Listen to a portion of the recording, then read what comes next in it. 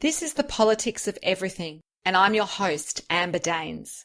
Welcome to the podcast where we want to discuss the politics of everything, from money to motherhood, nutrition to narcissism, startups to secularism, the environment to equality, and much more. Our guests are experts in their field or topic of choice, even if you've not yet heard their name. This is a bipartisan podcast, so while we love exploring varied views and get a buzz from a healthy debate, by no means is this a one-sided forum for any one political view. So please listen up and enjoy the politics of everything. This is episode 2 of the Politics of Everything. I'm Amber Daines. Today I'm in conversation with Gene Corbett, whose passion and experience in the driver training industry spans more than 15 years. Gene is a former professional driving instructor of the high-performance kind. He's widely regarded as one of Australia's leading road safety advocates with a program he created in 2004 called Total Driver, designed to reduce road accidents and save lives. Fittingly, he's here discussing the politics of road safety. Welcome, Gene. Hi, Amber. How are you today? Really good. Look, let's just get into this. So, in Australia, like many countries, getting your license is a rite of passage for teenagers and young adults. It's a sign of freedom and independence, finally, from your parents. The system seems to have changed a bit since I got my L&P plate some 24 years ago. What do you make of the current system and why? Well, actually, the system hasn't changed at all. They gave it a bit of a facelift, which is like injecting Botox into something where it's still originally what it was. And they called it the graduated licensing scheme.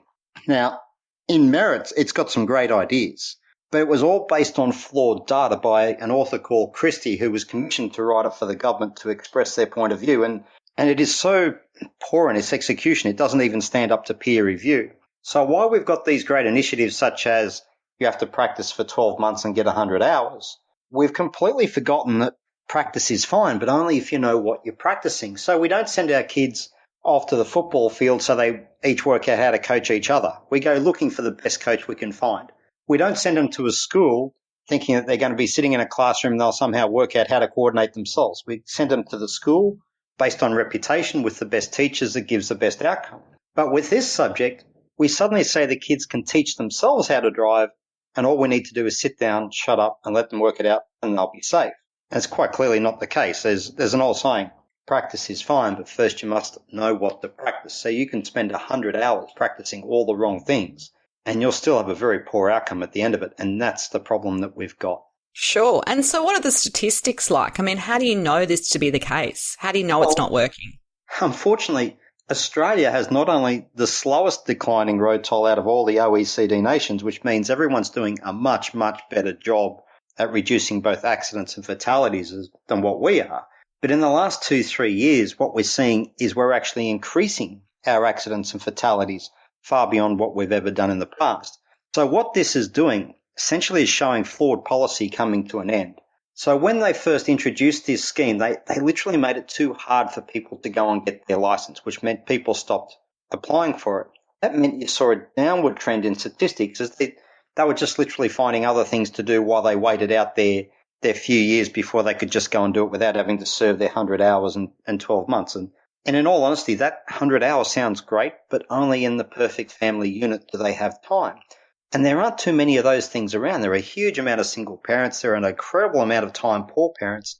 And this added burden of 100 hours, it just doesn't fit in. Oh, absolutely. I mean, my children are young, but, in 10 years' time, that'll be me. And I can't picture having 100 hours up my sleeve. It's actually easy to do if someone leads you through it, but no one's doing that. So what's happened is all those people that put it off for that 5-6 year period, 10 years in some cases, eventually they've all needed to get their license. So they've all come back on board around the long way. And that's why you're seeing this upward trend in accidents and fatalities that's got everybody so concerned. And Australia is one of the only countries where this is actually going on. Right. So who's doing it well? I mean, do we have any? Sweden, Germany, Austria, for example, they invest about $10,000 per person in driver education and training alone. So all the countries that are doing well have got a very strong focus on actual driver training. They teach driving. In Australia, we've got this focus on it's all about road rules, and if you don't speed, you'll be safe. And nothing could be further from the truth. And our statistics are showing that. So it's not until we actually start defining and teaching what good driving skills are that you'll create the corresponding downward trend in your statistics. That's really interesting. So what experiences do you personally have that made you so passionate about, moving the needle on this? Oh, it's quite funny. When I started, I was a little kid that grew up in the middle of New South Wales, and one of my great dreams when people ask what you want to do is I wanted to travel the world, teach people how to race cars and change the way we educate drivers. And when everyone would pick themselves up off the floor laughing, they would all say universally, who the hell's going to pay someone like you to do something like that?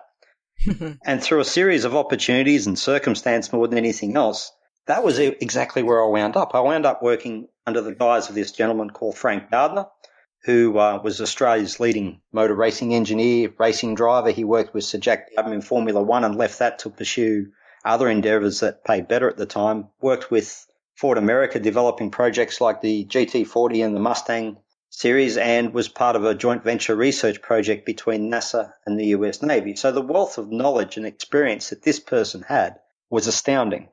And then as my experience grew, I started contracting to other brands, and the highlight of my career was making it into Mercedes-Benz as part of their F1 gig in 2003. Amazing. And what I worked out was that everywhere we travelled, we were complaining about people for exactly the same reason. And it had nothing to do with what I thought or was led to believe it did. And the other intriguing part was we would all say universally someone needs to fix this, the manufacturers, the insurers, or the government. And really, it's none of their problems. It's quite interesting from an industry perspective. We were depending on somebody else to feed us clients and pay for the clients. And I guess there was more learning that went on. There was more experiences, but I realized what we were doing was really one piece of a very big puzzle. And that the ones that really needed this skill and the knowledge were the ones that were starting out, not the ones that were experienced. And that was why we developed the Total Driver program. So with the program, how does it interact with what currently is happening? Obviously, there's a, whopping, you say 3,000%, which is crazy, spike in post-license accidents in recent years, and 5 times the fatality rate for sort of older and, if you like, more experienced drivers. Surely the government can't be happy with this. How are you sort of interacting with them on this change? Well, I guess there's a few parts to that, and it's quite a long question what you just asked. The first part is they actually identify the problem. They call it the default, and it means what happens if we don't do anything, and that's how the legislation is written. It's how budgets are set.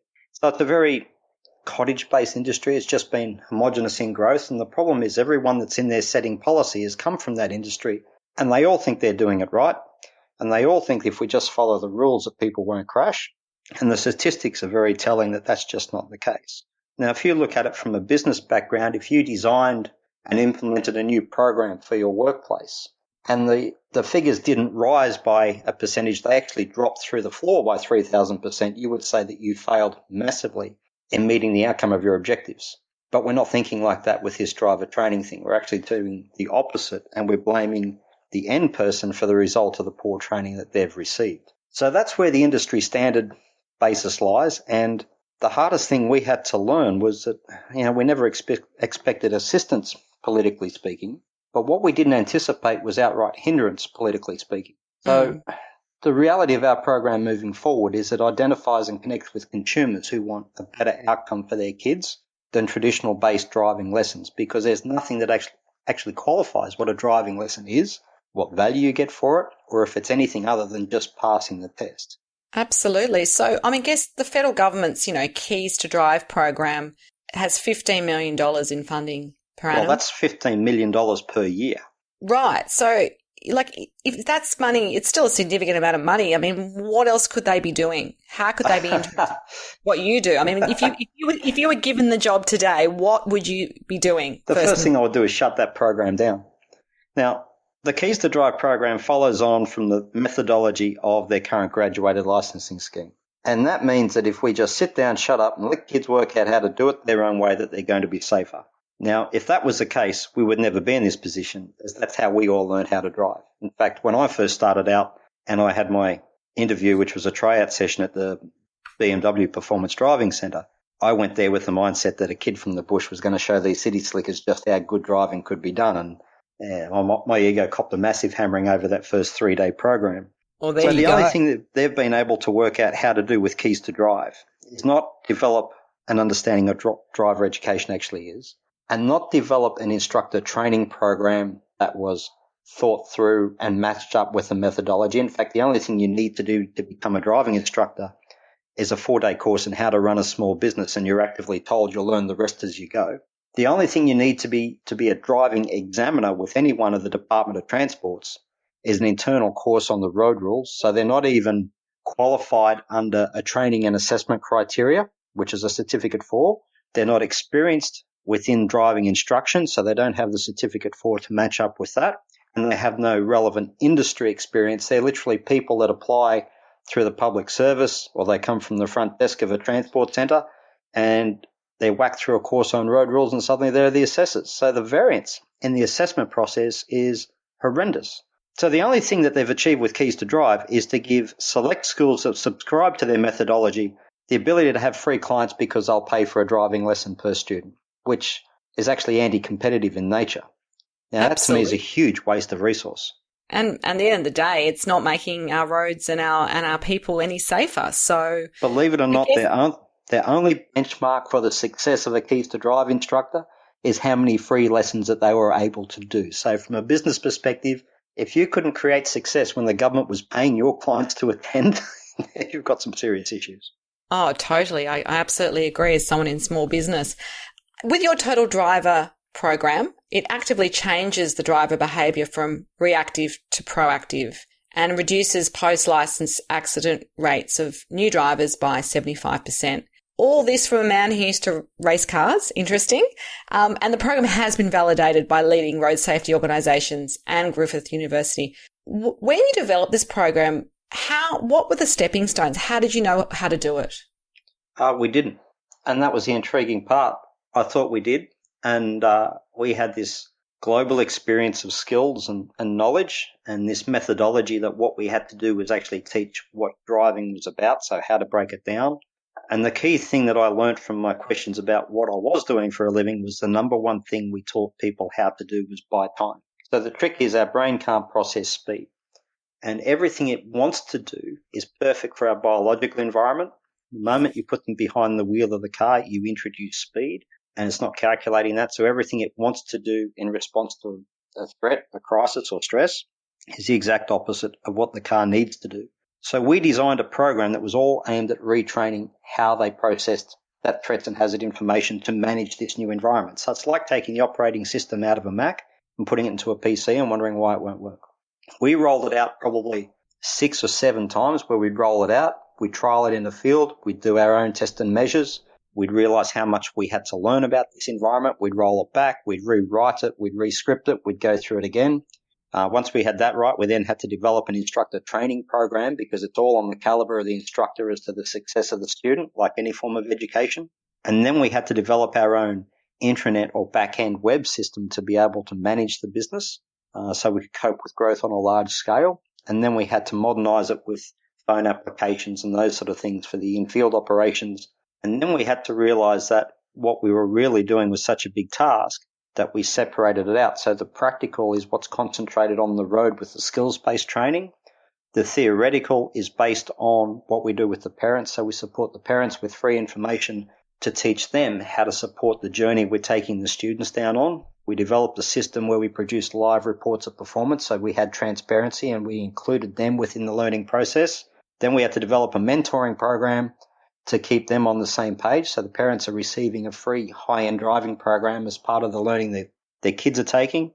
And then we had to turn it into a commercial model so it could be independently successful, despite the fact we weren't receiving any assistance from government. So it was a massive undertaking for something that should have been quite simple in theory. It's once you get started, there's so much more to it. Just on the actual, how you get it out to people and how you deliver it. I mean, how much does it cost if you are, a parent of a teenager or young person who's learning to drive? I mean, what does it cost you? How long does it go for? How accessible? It's quite comparable to the industry standard. So in other words, we phase the programs over 3 months, which is 1 session per week. And it works out comparable to the cost of buying a normal driving lesson, but you get all that value built within the driving session. So you get more bang for your buck per se, which is great. 100%. I guess that leads me to the next area I want to explore, which, what do you think are some of the best, most practical ways that Australian drivers could reduce the road toll? I mean, is it just about defensive driving, more experience, more supervision? I mean, what are the sort of elements? You've touched on the way in which our brains can't process speed. What else do you need to do? There's an old saying that the quickest way to upset someone is to tell them that we're not fantastic drivers or lovers, because we all believe that we're both. And where that comes from is that they're the only two things that we teach ourselves how to do. Now, if you think of the cars that we learned how to drive in, they were horrible agricultural things that wanted to throw you off the road at the first sign of a bend or even touching the brakes. In fact, the Holden chief in the 60s and the 70s, his thought on road safety was to make the cars handle so bad that it scared people into slowing down.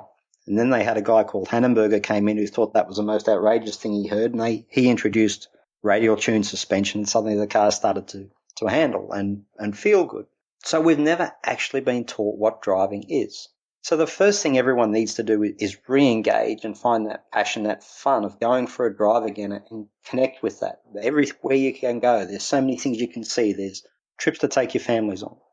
The next step is to find a good course, and there's lots of courses around, but the industry's failing is it doesn't understand what driving is. So a lot of courses are based on how to control loss of control, which is skids and understeer and braking and so forth. But you can't teach someone to control what they deliberately lost control of. But there are some good courses out there, so find one of those, and then each time you go for a drive, practice. Just practice looking up at that big picture. Practice anticipating what everyone else is thinking and doing. Practice looking for options in case something goes wrong, and just connect with that re-engagement process of your driving. And literally at the end of the day, what the statistics show is it takes 3 to 5 years for the brain to start naturally adapting to what it needs to do, but you can improve on that so much. And then you need a good driving technique, which is all about what they call postural stability, which is all controlled relaxation. Interesting. It's such a different way to think about just getting in your car and going somewhere. I mean, you also have some tips maybe for, you were saying that the speed limits are artificially low that we set, which is actually worse than no speed limits in some ways. 100%. What does that really mean, and how can we sort of get better at driving on an everyday level? Well, the speed limits were set back in the 60s and the 70s with these horrible cars that we were speaking about. And then somewhere along the line, people thought it was safe, and if we increased the speed limits, then they were all going to die and go to a very bad place. That's quite simply not the case. What's happening is these low speed limits, they're artificially low, create a disengagement of the driver. And in fact, the other thing that's happening is with this over-enforcement of these very low speed limits, the driver's now not only becoming disengaged through inattention and becoming bored, they're focusing so much on the speedo that they're literally not seeing what's happening. They focus on the speedo, they turn the cruise control on so they don't get booked. And by the time they realize something's not right, it's too late. They're in the middle of the crash, or they've dozed off and had a nap. In fact, fatigue-related accidents have gone up by 70% in the last few years alone. And there's plenty of data out there that shows that this over-enforcement is actually creating a bigger problem than the one that they're trying to fix. The catch is we can't change legislation overnight. It isn't it? We think by slowing down we're going to be safer and we're going to be better, but you're sort of challenging that, really. We get fatigued. We get so bored, we disengage, and we stop participating in the act of driving. That's interesting. Throughout your career, have you had any mentors or inspirational figures that you've drawn some ideas or business lessons from that you could share? Yeah, look, I've been incredibly fortunate in terms of the people I've met. In fact, when I was with Mercedes, I always knew I was in the right place when I'd walk into a room, look at the caliber of people that I was sharing it with and think, oh my God, what am I supposed to say to this lot? And I realised that was time for another step up. But out of all the people I've met that have had positive influence, the most intriguing one was a guy called Len DeCandia, and he started off Mountain Dew spring water long before spring water was fashionable. And he said to me one day, if you want to know where you'll be in 5 years' time, look at someone who does what you've been doing for 5 years longer than you, and there's your map. And it's so true. So I live by that. Absolutely. And any lessons what have you had to learn in throughout your business and career? Trust your gut. Every time we've gotten into trouble as a business was because I would second guess myself. I'd go looking externally for information or experience I felt we'd need. And 9 times out of 10, that was what got us into trouble. So that the hardest thing I had to learn as a business was to trust your instinct. I'll give you a most recent example. We wanted to build the next generation of our back end. So we went searching for people from the respective fields we needed to do it. And I took them out to lunch and I was watching them meet and I was listening to them talk, and my gut was telling me I need to just get up and walk away. They're going to get me in trouble. Anyway, I decided, no, I really needed this done. We had the funds there to do it. It was integral for our next step. So I sucked it up, and it took 3 months for us to realize we're in trouble. So for us in our industry, every dollar's a prisoner with what we're doing. We're not government funded, but we had to kiss goodbye to $30,000 all because I didn't trust my instinct. That's interesting. I think a lot of people can relate to that, but you never know till you've had the experience, do you? So it's always good to hear from other people that have I guess, forged that path before you. You've just got to trust your instinct. You've just got to suck it up and have that confidence to know what your inner voice is saying is right. I mean, the hard part is that you tend to second guess it, especially in the early days, out of fear because you haven't been there, fear because it's a step into the unknown. But that's where that saying from Linda Candia was so right. If you want to know where you'll be in 5 years' time, look for someone who's done it. That's your map. So you've got to find that inner voice, that self-confidence, to have that faith that each step that you take, that's your step. It was made with your decisions, with your conviction, and you'll be fine. And if you've got that voice saying, just don't go there, do it. Doesn't matter what pride you think you're losing, because the ultimate price is something a lot more severe than if you didn't follow that voice. So you've just got to learn to trust that inner voice and have confidence within. On the flip side, is there any sort of recent or future projects as part of Total Driver that you're working on that you can share with us about, where you're headed? What will be next in terms of, you've been doing this for a while, and, do you have any big, hairy goals that you want to share with us? Oh, look, we know the project's global. We've already had a couple of parties say that when we reach some milestones, they want to take it on with global opportunities. We've had both Cars and Cars Qs say that there's nothing that exists anywhere in the world to do with what we're doing. We've had Professor Ian Glendon from Griffith University state that there are no comparable programs they could even use as a benchmark in research and understanding how we've done this together. We've truly pioneered something unique. And we've worked out how to do it as a commercial model that didn't need government funding or support. And there's lots to be proud of there. Yeah, no, it's good. So we know our next steps, and our next steps are to grow fairly quickly out of Australia and start to move into those other markets. But we've got our own KPIs that we need to meet to make sure that we make those steps successful. I love it, thinking big. Let's sort of start to tie up the conversation with, I guess, some hot tips. If you could close off by sharing a bit of a manifesto, something that's tried and true, or practical steps for our listeners who are really wanting to know, okay, the politics of road safety, it's a minefield, obviously. You've shared with us some of your experiences and tips, but, what would you like to leave them with if they were going to kind of remember anything from this podcast interview? Never stop learning. At the end of the day, we all act as our own handbrake, so to speak, on what we can achieve. So you can always go back, and it's not very often that you can actually go forward. So if there's an opportunity there, just grab it with both hands and run with it. In terms of the politics that we're talking about, you can't change politics, but you can use understanding where the politics is sitting to your advantage, because at the end of the day, we're all funded by the consumer. If you've got a better product and you're better positioned and you deliver better outcome, that's your vote of confidence. All you have to do is align with people that share that vision, and they'll be your customers, and that's how your business will grow. Absolutely. Well, that's been a fantastic little experience for me. I mean, I've learnt so much in this half an hour or so together.